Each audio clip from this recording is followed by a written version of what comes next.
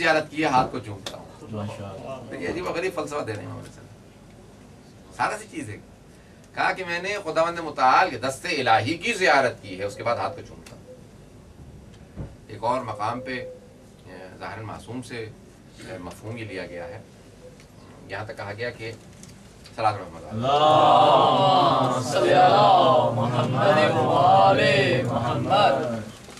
جو مفہوم ہے کہ حتیٰ جب فقیر کو دو تو اس کے بعد کبھی نہ کہو التماس سے دعا. حضرات میرے ساتھ موضوع کیا کروں میں, مجھے مجمع کے حساب سے میں چیختا چکھاتا ہوں. جب افراد کم ہوتے تو چیخ چیخ کے انسان بات کرے کہ انسان کہے گا پاگل ہے یہ اتنے افراد سامنے سن سکتے ہیں, پھر چیخنے کی ضرورت نہیں ہے. تو وہ منطقی سے ہونا چاہیے. میں اس لیے آرام سے چلتا ہوں. جب پبلک زیادہ ہو وہاں پہ بالکل دھیمے مرے ہوئے بولنا وہاں پہ خود بخود عقل کے خلاف ہے. بھائی زیادہ لوگ ہیں آپ بول سکتے ہیں, مجمع بھی زیادہ ہو تو عقل کے مطابق چلنا چاہیے. ہم امام علیہ السلام کے ماننے والے امیر المومنین پیغمبر اسلام جب خطبہ دیتے تھے زیادہ ہوتا تھا, محتاج نہیں ہوتے تھے, آواز ہر آدمی تک پہنچتی تھی. بہرحال ایک معجزہ بھی تھا ان کا یہ. لیکن خود پیغمبر اسلام غدیر کے اندر کہتے ہیں لاکھ سے زیادہ کا مجمع ہے, لیکن کوئی یہ نہیں کہہ رہا تھا مجھے آواز نہیں آ رہی اونچا بولیں. اور مائکرو فون سسٹم ابھی 20ویں صدی میں آیا ہے. اب یہ 20ویں صدی میں آیا ہے مائکرو فون سسٹم. بہت سے علماء کہتے ہیں ہمیں وہ دور یاد ہے جب مائکرو فون نہیں تھا, مجلس چیخ کے پڑھنی پڑتی تھی. بہت چیخ کے پڑھتے تھے, کانوں پہ ہاتھ رکھ کے خود پڑھتے تھے تاکہ اپنے پڑھ دینا پڑتا ہے کان. مجمع جب زیادہ ہوتا تھا مسال عاشور پہ اور کہیں. تو بہرحال اس لیے میں آرام سے چلوں گا لیکن میں توجہ چاہوں گا. کہا فقیر سے مت کہو جب صدقہ دو, التماس سے دعا. کیوں مولا کیوں نہ کہیں؟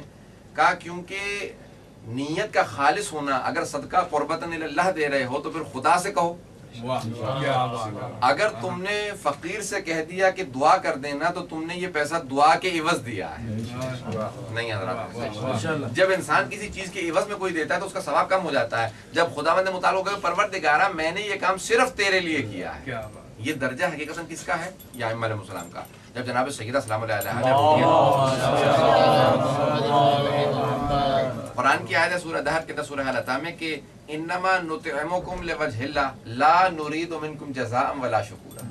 یہ جو ہم نے تمہیں کھانا کھلایا ہے یہ تمہارے لیے نہیں ہے, یہ تو وجہ اللہ ہے, یہ اللہ سبحانہ و تعالیٰ کے لیے ہے. تم سے ہمیں نہ جزا چاہیے نہ شکریہ چاہیے. یہ مت کہنا شکریہ تو کر دو, نہیں ہمیں تم سے کچھ نہیں چاہیے.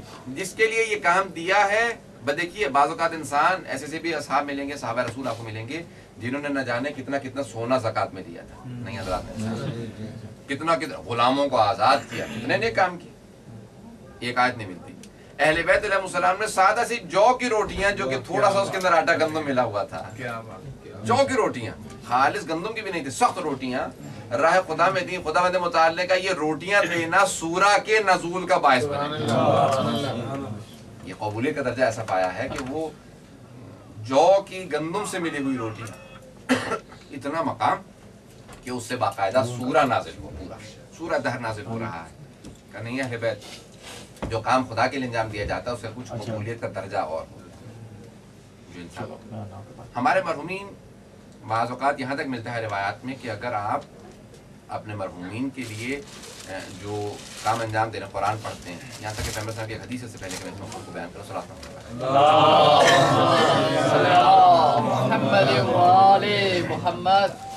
فرماتے ہیں کہ وہ آدمی جو قرآن پڑھتا ہے اس کے والدین پہ ویسے بھی عذاب کم ہو جاتا ہے. اگر گنہگار ہوں عذاب میں ہیں وَلَوْ كَانَ كَافِرًا, چاہے وہ کافر ہی کیوں نہ ہو. نہیں حضرات, کافر ہی کیوں نہ ہو عذاب میں کمی واقع ہو جائے گی. یا رسول اللہ پتہ کیوں؟ کہ خداوند متعال کہا فرشتوں جس کا بیٹا قرآن پڑھتا ہے قرآن کا اثر یہ ہے کہ والدین کے عذاب میں کمی. یہاں مفہوم یہ نکلتا ہے کہ ان والدین کو بخشتا نہیں تھا, صرف پڑھتا تھا, کیونکہ کافر کو بخشا نہیں جا سکتا.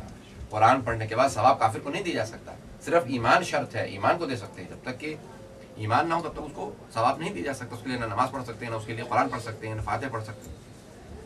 مفہوم یہ ہے کہ کیونکہ بچہ مومن ہے اس نے قرآن پڑھا, اس کے والدین پہ سے عذاب کم ہو جائے گا. پیغمبر اسلام کسی مقام سے گزر رہے ہیں, بلکہ چوتھے امام علیہ السلام کا بھی ہے, کون کا رک جاؤ یہ بچہ قرآن پڑھنے والا. مولا کیوں؟ کہ رک جاؤ کچھ دیر کے لیے. تو بچہ بہت چھوٹا تھا, 2-3 برس کا تھا. تو استاد کہہ رہا تھا کہ بسم اللہ الرحمن الرحیم, اس کو زبردست کھلوا رہا تھا. جیسے بچے نے بسم اللہ تمام کی, امام نے کہا آج اس کا باپ بخشا گیا.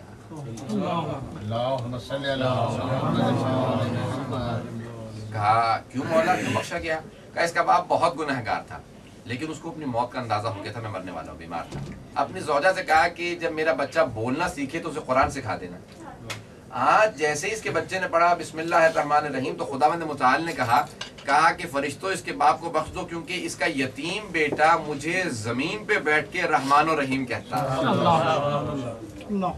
فرش پہ بیٹھا ہوا اس کا بیٹا مجھے رحمان و رحیم پکار رہا ہے، جاؤ اس کے باپ کو بخش دو. تو ایک عجیب و غریب تاثیر ہے. یہاں تک کہ جب آپ بسم اللہ پڑھیں یا اپنے مرحوم کے لیے حتی ثواب کچھ نہیں آتا، بسم اللہ تو یاد ہے، صلوات تو یاد ہے، یہ انسان جو پڑھتا ہے اس کا بھی ثواب ہے.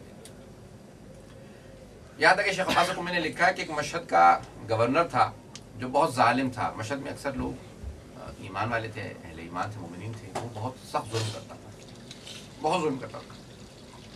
جب اس کا انتقال ہو گیا تو اس کے کچھ رشتہ داروں نے جو کہ ایمان والے تھے خواب میں دیکھا کہ وہ کہتا ہے کہ مشہد کے لوگوں سے کہو وہ جو کتوں کو کھانا ڈال دیتے ہیں، مشہد سے باہر کوڑا پھینکنے جاتے ہیں، اس میں جا کے کتے کھاتے ہیں کیونکہ وہ بھی مخلوق خدا ہیں، جانور ہیں. ان سے کہو کہ نیت کر لیا کریں گے جو کتوں کو ہم کھانا ڈالتے ہیں اس کا ثواب اس کو دیا. آپ سوچیے کیونکہ مخلوق خدا ہے، انسان کو کھلانا کتنا ثواب ہوگا یہ ہمیں اندازہ نہیں ہے. نجس عین جانور کتا ہے اسے بھی جو کھانا کھلایا جاتا ہے اس کا بھی ایک ثواب ہے.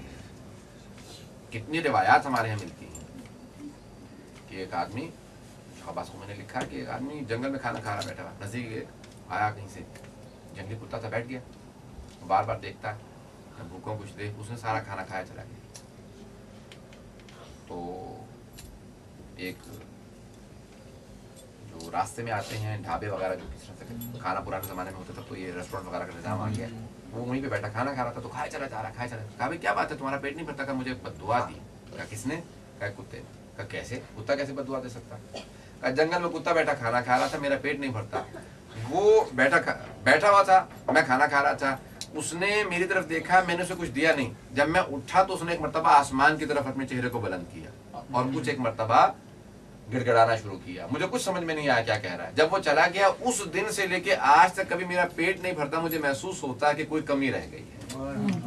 مخلوق خدا کا اتنا اثر ہوتا ہے. چیزا رسیب انسان بہت بالا تر ہے چاہے کافر ہو. یہ تمام کے تمام اعمال وادخلوا البیوت من ابوابها، قرآن کی آیت ہے کہ گھروں میں جب داخل ہو تو اس کے دروازوں سے داخل ہو. مولا فرماتے ہیں کہ یہ جو گھر ہے نا بیوت، یہ ہے علم. اگر علم کے شہر میں داخل ہونا چاہتے ہو تو دروازوں سے داخل ہو. کبھی بھی دیوار پھلان کے مت آنا، دروازے کے ذریعے آنا. کہا کہ دروازے کون ہیں، ابواب کون ہیں؟ کہا تم نے نہیں سنا پیغمبر اسلام نے فرمایا کہ انا مدینۃ العلم وعلی بابها. تو ہم ائمہ علیہ السلام علم کے دروازے. ائمہ علیہ السلام کی حدیث میں دیکھیے بہت گہرائی ہے. اب یہ ارادہ نے کہ اہتمام کیا، گھر میں مومنین کو بلایا، والد کی مجلس ترحیم بھی تھی اور نیا مکان لیا. ہر دور میں ہوتا. اس دور میں پیغمبر کے زمانے میں، ائمہ کے زمانے میں ایک نیا آدمی نے مکان لیا، مولا متقیان کو گھر میں بلایا. چھٹے مولانا صاحب راوی کہتے ہیں مولا متقیان کو گھر میں بلایا، کہا مولا آپ تشریف لائیے. اب لوگ کہتے ہیں نا ایک عالم دین آئے، بزرگ آئے، کوئی اپنے ماں باپ کو بلاتے ہیں، سب سے پہلے خواہش ہوتی ہے کوئی بزرگ آئے گھر کے اندر، دادا دادی زندہ ہوں، نانا نانی، کوئی انسان کا شوق ہوتا ہے کہ کوئی نیک آدمی آئے، پہلے یاسین پڑھی جائے، حدیث قصہ پڑھی جائے، کچھ نیک اعمال ہو گھر میں. بلایا امیر المومنین کو، عاشق تھا مولا کا. اب مولا کی بھی عادت تھی، اپنے جو ماننے والے تھے ان کی بات کو رد نہیں کرتے تھے. بہت سے افراد کا دماغ خراب ہوتا ہے، وہ کہتے ہیں اس غریب کے گھر میں جاؤں گا، ایسا ہوگا ویسا ہوگا. ابھی یہاں تو یورپ امریکہ میں تو کوئی غریب نہیں ہوتا، یعنی پاکستان ہندوستان کے اندر بھی تصور کام ہو جاتا ہے. اب مولا متقیان فوراً گئے.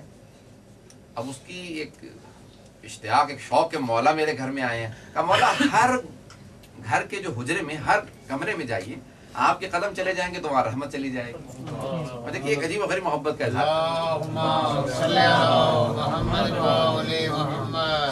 محبت ہے اس کا اظہار کس طرح سے کر. مولا ہر جگہ بھی آپ کے قدم چلے جائیں. مولا بھی ہر جگہ جا رہے ہیں. تو ایک کمرے میں دیکھا کہ وہاں پہ روشن دان تھا، وہاں پہ ایک سوراخ رکھا تھا. اس زمانے میں تصور نہیں تھا شیشم وغیرہ کا، ویسے ایک سوراخ رکھا روشن دان. مولا نے کہا یہ روشن دان کیوں رکھا ہے تم نے؟ کہا مولا وینٹیلیشن، مثال کے طور پہ ہوا کے لیے، ہوا آتی رہے گی، ذرا گرمیوں میں ماحول بہت سخت ہوتا ہے. مولا نے کہا کہ اگر یہ نیت کر لیتے کہ سردیوں میں سردی زیادہ ہوتی ہے، تم لحاف اوڑھ کے سو گے تو تمہیں اذان کی آواز اس سوراخ سے آ جایا کرے گی، تو جب تک یہ سوراخ رہتا تمہیں ثواب ملتا رہتا. دیکھیے نیت کہاں سے, تھوڑا سا عمل ہے, ائمہ علیہ السلام کی کتنی گہرائی, ہر عمل کے اندر جو گہرائی دے دیں ہم ان کو اپنا امام مانتے ہیں. چھوٹے سے عمل کے اندر ایک پورا سمندر ہے ائمہ کے ہر جملے کے اندر. مولا متقیان کے ہر جملے کو سونے کے پانی سے لکھنا چاہیے, تبھی تو سمجھ میں آئے گا. والا ہم سمجھتے ہیں سیاہی سے لکھا ہوا ہے, پتہ نہیں کیا ہے, اسے سونے کے پانی سے لکھیں, کیونکہ ہم لوگوں کی نظر میں درہم و دینار کی ویلیو ہوتی ہے, سیاہی کی ویلیو ہی نہیں ہے. ہمیں نہیں معلوم علم ائمہ علیہ السلام کیا ہے, ان کے اگر اقوال کو سونے سے لکھا جاتا ہے اندازہ ہو ہمیں